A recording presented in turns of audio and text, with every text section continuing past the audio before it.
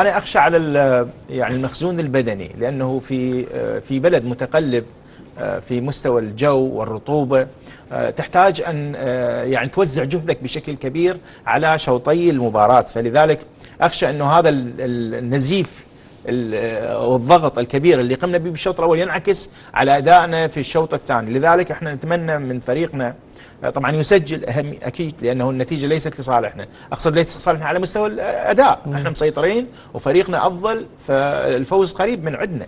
فلذلك اتمنى نستثمر هذه الفرصه على الاقل في الربع ساعه الاولى.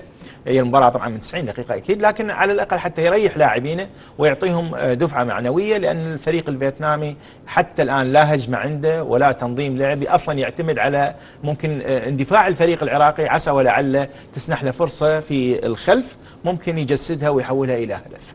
وبالتالي شوط كامل لم نشاهد جلال.